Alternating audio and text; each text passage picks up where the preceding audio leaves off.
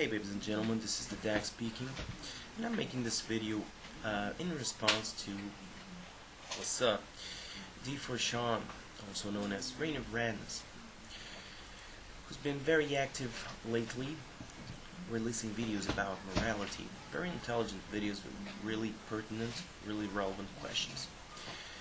In this last video, he directly referenced me and asked a question that is not new, though it's still not answered, and I'm afraid it will never be answered. And there is the real possibility, if one wants to be honest, one has to admit that there is the real possibility, and I think people like Ayn Rand and stuff also acknowledge this when they talk about the pre-moral choice to live instead of dying. So you may say that, yeah, ultimately morality could be eradicated in an arbitrary choice on that arbitrary goal, of internal consistency, of living, and that there's no ultimate should relating those issues. And only when you do that preliminary, that initial choice, does morality start. But anyway, your choice, your question, of why should I care about the fulfillment of others, I would just like to read a text that is that tries to address that issue. It will not give you an answer. It will even tell you that no one can answer that question. But I think you will be interested in knowing a little more about what specifically desire utilitarianism has to say about that question. Why should you care? In fact, desire utilitarianism does not say that you should care. It only says that if you don't, people have strong and many reasons to promote in you the desires that are compatible with theirs, and that will lead into a situation where they will use praise and condemnation and punishment if your desires directly affect them. That's all there seems to be, since people always act in a way as to fulfill the most and strongest of their own desires. Okay? So objectively speaking, as a matter of fact, if you don't care, they will have reasons for action to prevent you from harming them and stuff like that. So, and those are objective reasons. Okay, let me read you. I'm not going to read you the entire text, but okay. Should. First, I have to ask you a question. What do you mean by should? What exactly are you asking me? Clearly, I cannot answer a question unless I first know what the question asks, and should is a very slippery concept. We're going to have to get back to this problem. Second, I need to make an important distinction that has extremely important implications with respect to how I describe desire utilitarianism. This is Alonzo 5 talking. You asked why you should wish to fulfill the desires of others. Desire utilitarianism does not say that you should wish to fulfill the desires of others, at least not in so many words. So you are asking me why you should do something that I'm not sure that you should do. Let me make this distinction clear. It is a three-way distinction. Let me first draw a distinction between 1. A desire to fulfill the desires of others, and 2. A desire that the desires of others be fulfilled.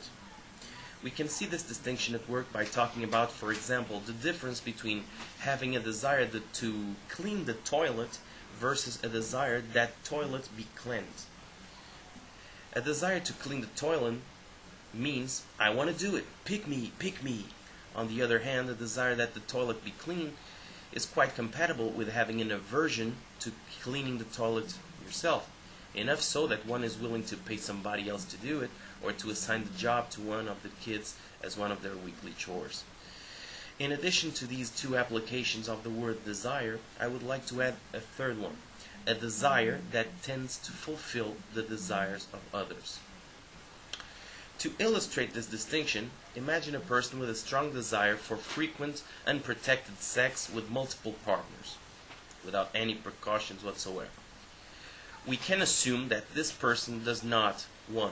desire to get a sexually transmitted disease, it is highly unlikely that he, too, desires that he have a sexually transmitted disease. Yet, it is still the case that his desire for frequent and protected sex with multiple partners and without any controls is a desire that tends to result in the desirer getting a sexually transmitted disease. Now, Craig, Sean, I'm adapting. Your question contained a type 1 desire, a desire to fulfill the desires of others. Yet, whenever I write about desire utilitarianism, I tend to write about type 3 desires, desires that tend to fulfill the desires of others. Examples of the types of desires I write about include a desire for true belief, an aversion to deception, an aversion to sex without consent, a desire to keep promises, an aversion to seeing people cry, a fondness for the sound of a child's laughter, etc.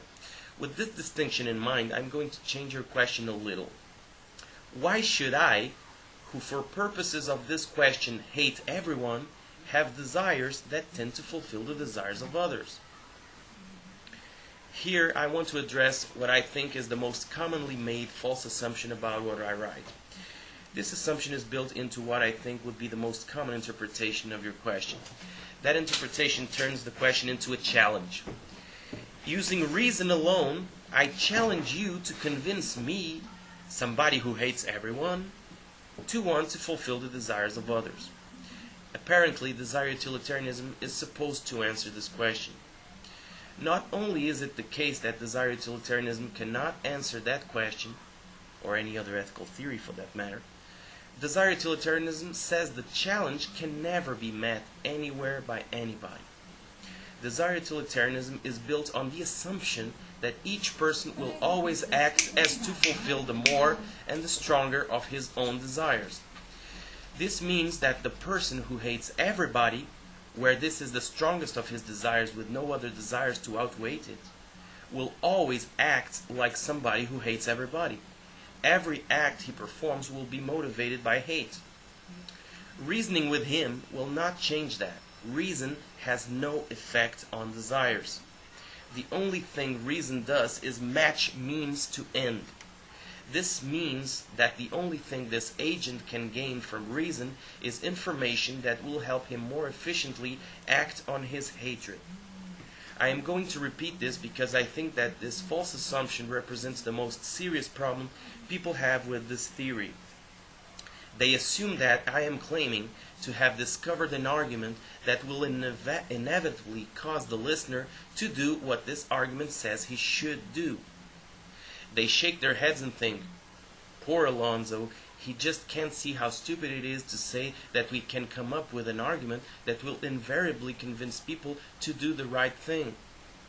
Ironically, the thing that I am often challenged to do by people who assume that I have claimed to be able to do is something that I say cannot be done by me or anybody, which is to change desires by reason alone, or through reason alone, convince somebody to perform an action that does not aim to fulfill the more and the stronger of his desires given his beliefs.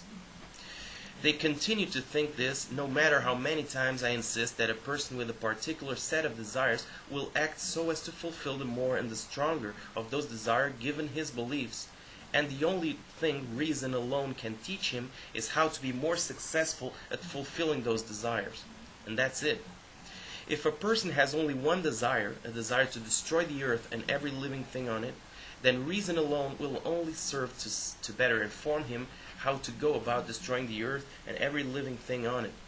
The child rapist, for example, alone with a child with no chance of being caught or punished, will rape that child. Reason alone will not be able to prevent that rape. So, Sean, if your question is, if I am somebody who hates everybody, how can you, through reason alone, convince me to fulfill the desires of others? My answer is that it cannot be done. Anybody who says that it can be done is making stuff up.